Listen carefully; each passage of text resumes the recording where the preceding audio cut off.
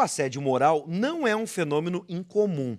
Segundo o Ministério Público do Trabalho, 36% da população sofre com o problema. Legisladores e organismos internacionais de direitos humanos estão atentos a isso. Este é o assunto de hoje do quadro Direito em Pauta.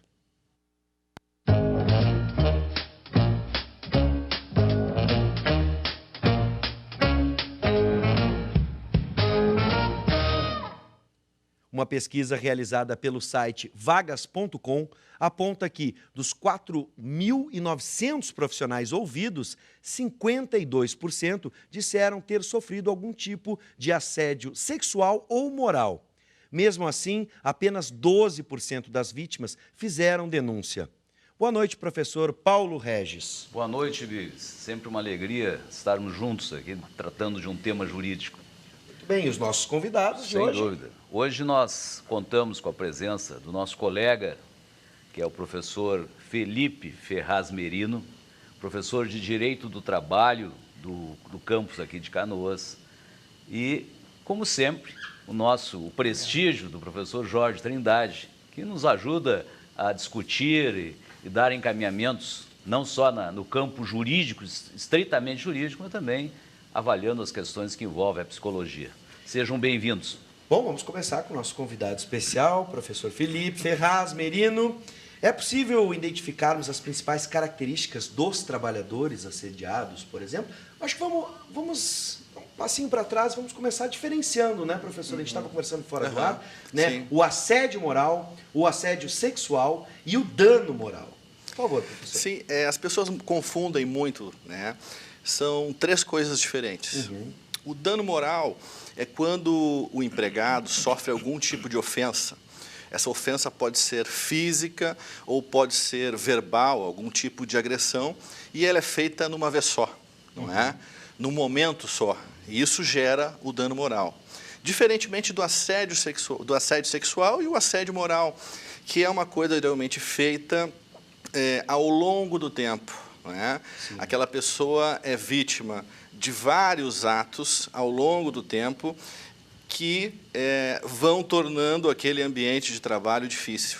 Sim. Um dos motivos do assédio moral hoje, principalmente com relação a essa crise financeira que nós temos, é que se o empregado é demitido, o empregador tem que pagar 40% de FGTS, Sim. tem que indenizar o aviso prévio, não é?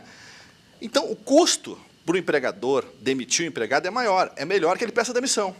Então, muitas vezes, os empregadores, nesse momento de crise, utilizam o assédio moral propositalmente para que o empregado não consiga mais ficar naquele ambiente de trabalho, se sinta mal e peça demissão. Sim. Pedindo demissão, vai sair mais barato para o empregador nesta concepção, não é? Então, mexe também essa questão do assédio moral com a questão econômica das empresas. Sim. E o assédio sexual já é diferente, ele tem um cunho sexual, uma intenção sexual. Então, muitas vezes, nas empresas, as pessoas têm aquele poder hierárquico de chefia, poder de dar uma promoção, poder de dar melhor condição de trabalho, né? E acaba assediando uma mulher, né? Geralmente, as mais jovens são mais vítimas, né? E homens também. Sim. Existem condenações de homens que sofreram assédio sexual no trabalho também, claro, né? Em função de favorecimento no trabalho. E assédio sexual, inclusive, é crime, não é? É uma conduta penalizada como crime, mas na área, vamos dizer, de indenização material, o empregado tem que buscar isso na Justiça do Trabalho, Sim. porque são dois processos diferentes.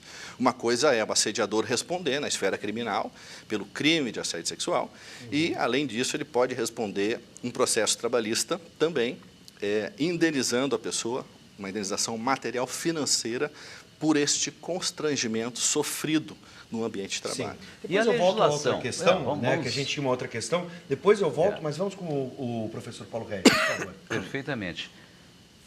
Professor Merino, e a questão da legislação? O Brasil, existe dispositivos específicos sobre o assédio moral no trabalho e lhe peço ainda que faça uma brevíssima abordagem sobre a legislação de outros países, que nós chamamos de direito comparado. Eu primeiro agradeço muito a estar nesse espaço, né, que pode divulgar esse tipo de informação, porque isso eu acho que é uma coisa importante para todos os trabalhadores, né, do Brasil. O que acontece com a legislação? O Brasil, infelizmente, a legislação trabalhista não contempla o assédio moral, nem o dano moral e nem o assédio sexual. A nossa CLT não tem essa legislação. Ou seja, nós temos vários outros países que têm essa legislação, por exemplo, França, Espanha, Alemanha, Suíça, Suécia, Bolívia, vários outros países que têm isso na legislação trabalhista. O que acontece no Brasil? O juiz do trabalho utiliza, por analogia, o Código Civil, a questão de responsabilidade civil, para aplicar uma indenização num caso de assédio sexual, num caso de assédio moral ou de dano moral, diferente de outros países que têm uma legislação específica. Então, o que acontece? É muito difícil para o juiz trabalhista conseguir dar uma sentença, decidir de uma forma padronizada. Então, as sentenças, elas vêm vindo de uma forma muito diferenciada, os valores muito diferenciados, justamente porque não tem uma legislação específica, não é, sobre esse caso. Já na Alemanha, por exemplo, a legislação trabalhista, né, além de prever o assédio como algo que gera uma indenização para o empregado, ainda obriga as empresas a ter um plano de intervenção juntamente com os sindicatos quando há um caso de assédio. Sim. Na França, por exemplo, o que acontece? O empregado que sofre assédio, ele tem, pela legislação trabalhista, estabilidade no emprego, e aquela pessoa que é testemunha do assédio também tem estabilidade no emprego. Porque no Brasil, por exemplo, não existe isso. Se ele sofreu assédio, ele vai entrar com processo, vai ganhar uma indenização, mas vai perder o seu emprego. Sim, vai ser retalhado. Vai ser retalhado, claro. Não é? Agora, a gente começou a conversa, a primeira pergunta seria sobre as características do trabalhador assediado. Eu vou pedir ajuda também do professor Jorge Trindade, porque a gente trouxe números aqui, por exemplo, nessa pesquisa que a gente trouxe do site vagas.com, mais da metade já sofreram algum tipo de assédio. Apenas 12% fizeram a denúncia.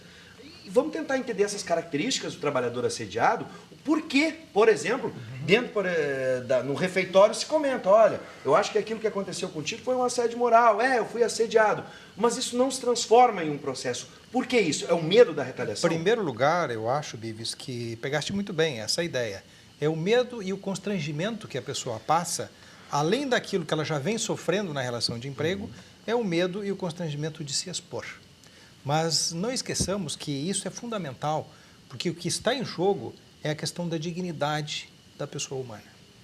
E, por outro lado, é muito difícil a gente constatar, mas os sinais são evidentes. Depois de um assédio de qualquer natureza, as consequências psicológicas podem ser gravíssimas. Elas podem começar com sintomas de ansiedade, de medo, de angústia, pode se transformar num pânico, pode levar à insônia, pode trazer doenças de natureza psicossomática, como, por exemplo, úlcera, gastrite, enxaquecas. Pior, pode conduzir, uma pessoa que vem sistematicamente sendo assediada, pode conduzir ao uso do álcool, a recorrer a drogas e, em casos muito extremos... Absenteísmo, né? Absenteísmo, pode gerar depressão. E em casos extremos, professor Paulo Regis, é muito importante que se diga, pode levar, inclusive, à tentativa de suicídio. Verdade. Então, esses motivos, essas consequências, justificam que a pessoa que está passando por isso vá reclamar por si, porque é aquilo que ela vem passando, vem sofrendo, mas também faça isso para que não aconteça com outras pessoas. Sem dúvida. E a ação de cobrança, como é que... A ação trabalhista, o trabalhador que sofre assédio no trabalho, assédio moral no trabalho, como é que ele encaminha isso? Ele tem que reunir alguns elementos probatórios. Eu tenho que ter uma testemunha, algum e-mail. Como é isso, professor? Como é que o trabalhador faz para comprovar, para ter sucesso numa ação? Ou até mesmo o uso de câmeras de vigilância hoje que temos. Todas as empresas são monitoradas internamente. Isso é um grande problema, porque a maior parte dos processos, o empregado que quiser uma indenização tem que entrar na Justiça do Trabalho, tem que procurar um advogado e entrar com o processo. Essa é a única forma dele receber uma indenização. E o que acontece? A maior parte dos números dos processos de assédio moral são julgados improcedentes por falta de prova. Eu acredito, por falta de provas. Estou reiterando. Claro, exatamente. Uma média, eu acredito, eu não sei dizer especificamente, mas eu acredito que menos de 50% dos processos da Justiça do Trabalho nesse tema são julgados procedentes. O empregado precisa de uma prova, né? Geralmente a prova é testemunhal. Agora, o Tribunal Superior do Trabalho tem aceitado provas também por meios eletrônicos. Então, hoje, o Facebook, o WhatsApp, filmagens, gravações, e-mails, qualquer tipo também de ofensa por meio eletrônico, ela pode ser considerada como prova. É claro que para isso, por exemplo, você tem alguma ofensa, vamos dizer, no Facebook, você tem que ir até um cartório, né, e registrar, fazer o registro disso, para que ele fique válido como prova, né? O tabelião vai fazer o registro e vai ser válido como uma prova judicial.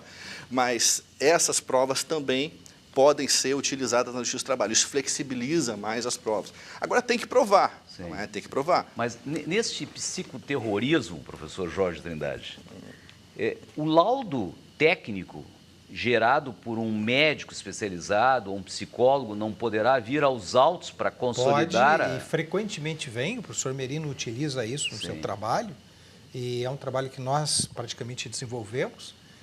Pode comprovar através de uma avaliação ou de uma perícia psicológica ou psiquiátrica, ou se for de um caso físico também médica, para que o juiz já, ao receber a demanda, já tem ali as provas consolidadas do prejuízo, do dano psicológico ou psiquiátrico sofrido. Isso ajuda muito porque dá, digamos assim, uma espécie de corrimão para o magistrado, que ele sabe mais ou menos quais são as consequências daquele problema.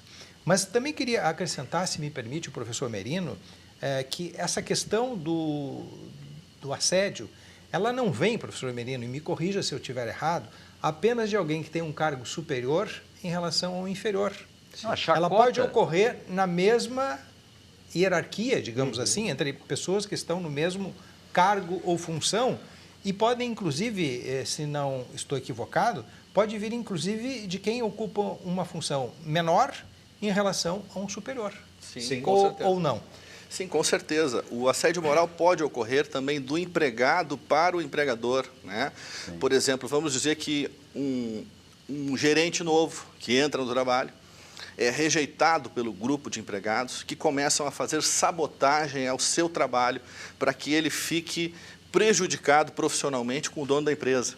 Então, isso também seria um assédio, trabalho, né, dos empregados com o empregador e dos colegas também. Muitas vezes pode ser da alta direção de uma empresa, porque a política que a empresa adota é de elevada competitividade. Como, por exemplo, o que acontece não raro no sistema de bancos, onde se estabelecem metas tão exageradas que os funcionários humanamente não conseguem atingir. E entram em tristeza, depressão, frustração. Sim. Vamos fazer o seguinte, eu não tinha solicitado, mas como a gente tem telespectadores muito fiéis, né, que já tem no seu celular, que bom, a gente fica muito feliz em saber que você nos acompanha, e já tem no seu celular o WhatsApp, pode participar com opinião, questões e depoimentos. Nesse caso, especificamente, nós vamos preservar a sua identidade. Então, você pode participar pelo 99588-2374, 99588-2374, está aqui embaixo na tela, adiciona no celular, na agenda e utiliza o WhatsApp. A gente tem um depoimento anônimo, tá? É o seguinte, ó, boa noite, sofri assédio moral e perseguição em meu serviço, mas como estava em contrato, não fiz nada e em meu local de trabalho não podia usar o telefone celular, ou seja, ela não conseguia registrar ou testemunhar isso em áudio ou vídeo. É uma técnica de uma pessoa que trabalha na enfermagem, técnica de enfermagem. Sim. Ou técnico de enfermagem. Sim. No ambiente de trabalho, o empregador tem o poder de direção. Então, ele pode colocar câmeras, ele pode ouvir as gravações telefônicas, porque o ambiente de trabalho é um ambiente para trabalhar, não é para coisas pessoais. Então, o empregador tem esse poder. Da mesma forma que o empregador tem esse poder, o empregado pode gravar não terceiros, colegas, mas a sua conversa com os outros, com o seu chefe. Não existe vedação para que ele também faça essa gravação dentro da Justiça do Trabalho. Não estou falando da Justiça Criminal, vamos dizer assim, né? Mas dentro da Justiça do Trabalho, o que eu tenho como sugestão para clientes que eu atendo no meu escritório, quando estão sofrendo algum tipo de assédio, e principalmente assédio sexual, que esse assédio sexual geralmente ele é feito a portas fechadas. Hoje nós temos equipamentos como canetas, relógios, chaveiros que fazem filmagens e gravação. Sim. Então, se, por exemplo, no ambiente de trabalho dela não pode usar o celular, ok, ela não vai usar o celular, mas nada impede dela ter algum tipo de acessório desses e gravar a conversa dela com o chefe dela ou com um colega, para que ela tenha uma comprovação e, posteriormente, venha pleitear isso na Justiça do Trabalho com indenização. Bom, eu tenho uma questão, professor, tem uma questão que eu acho importante, que é a última questão, eu vou deixar para o professor Paulo Regis, que são 3 situações diferentes, tá? A primeira seria a seguinte, o valor, o professor Jorge Trindade disse que o atentado à dignidade de uma pessoa é muito difícil da gente mensurar, né? Qual a forma de se indenizar essa pessoa, qual o valor dessa indenização. Mas a gente tem alguns exemplos para a gente ter uma ideia e inclui uma outra questão aqui. No caso de não ser provado o assédio sexual ou assédio moral, como fica a situação daquele que é empregador e pode, de alguma forma, ter a sua dignidade atingida, no caso, por exemplo, de um assédio sexual, onde ele vá, na sua família, se sentir, né, exposto exatamente, por exemplo, com a sua esposa, no caso, né? Nós temos 2 questões. Primeiro, com relação à indenização, que, conforme o Dr. Jorge falou, o assédio moral, ele pode, inclusive, gerar uma doença profissional e ser caracterizado acidente de trabalho. Sim. E aí nós temos um assédio sexual ou um assédio moral grave, em que a pessoa fica, inclusive, afastada, recebendo benefício previdenciário. E nós temos assédios que abalam psicologicamente o empregado, mas não chegam a causar um afastamento e um acidente de trabalho, vamos dizer. Sim. Mas, por outro lado, se me permite bem rapidinho, há outros tipos de assédio que causam um dano tão irreversível que altera o próprio projeto de vida daquela pessoa. Verdade. Sim. Verdade. Com Troca certeza. de profissão, por exemplo. Não consegue mais trabalhar naquilo, não consegue mais chegar perto daquele trabalho, daquela empresa. Sim. Eu tive casos já de clientes que ficaram internados em clínicas psiquiátricas durante um bom tempo e ficaram afastados em tratamento durante 2, 3 anos para poder conseguir superar aquilo. Agora, com relação às indenizações, elas são muito variáveis, sim, depende do grau do assédio, né? Então, na minha pesquisa, eu vi indenizações de assédio moral de R$3 mil, como indenizações de mais de R$100 mil, não é? Então, na verdade, depende da gravidade e do elemento de provas. Tinha uma outra pergunta, eu não lembro. A pergunta seria, se isso não for provado, não for caracterizado, como é que fica a situação daquele que foi acusado? Daquele que foi acusado. O que acontece? Nós temos esse tipo de processo mais delicado, no qual o advogado do reclamante pode requerer o segredo de justiça. Ou seja, esse processo vai correr em segredo de justiça, ninguém vai saber o que tem ali dentro, nem outros advogados. Somente os advogados titulares que vão ter acesso ao processo.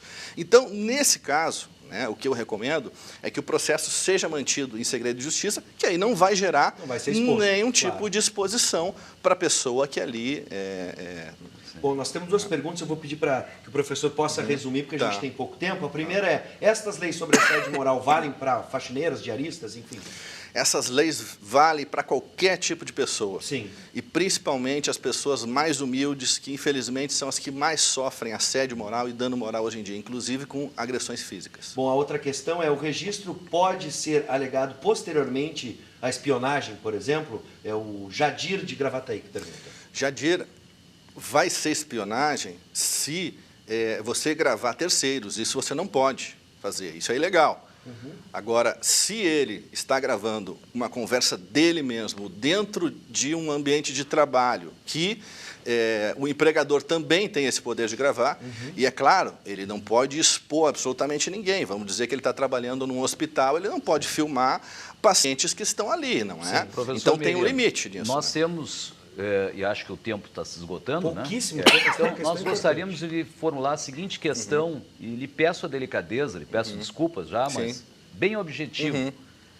A empresa que está obrigada a pagar indenizações, e muitas vezes vultosas, não são poucas. Essa empresa, ela pode, depois de pagar a indenização, se ressarcir do diretor ou do chefe que deu causa ao pagamento da indenização? É possível. A jurisprudência dos tribunais trabalhistas tem admitido uma ação regressiva da empresa contra o chefe que cometeu aquele assédio. E, inclusive, se ficar comprovado que ele cometeu questões graves, ele pode, inclusive, ser demitido por justa causa.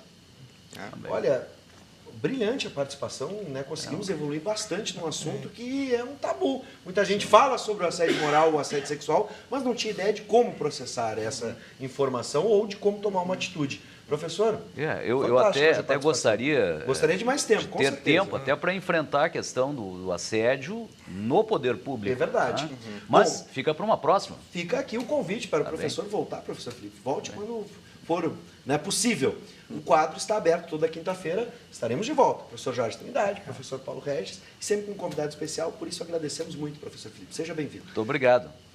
Posso concluir aqui? Por favor, rapidamente. Para concluir, eu queria colocar que na minha pesquisa sofrem mais assédio moral no trabalho, de acordo com a pesquisa que eu fiz em processos reais. Mulheres, pessoas com opção sexual diferente, homossexuais, transexuais também são muito vítimas. Tá?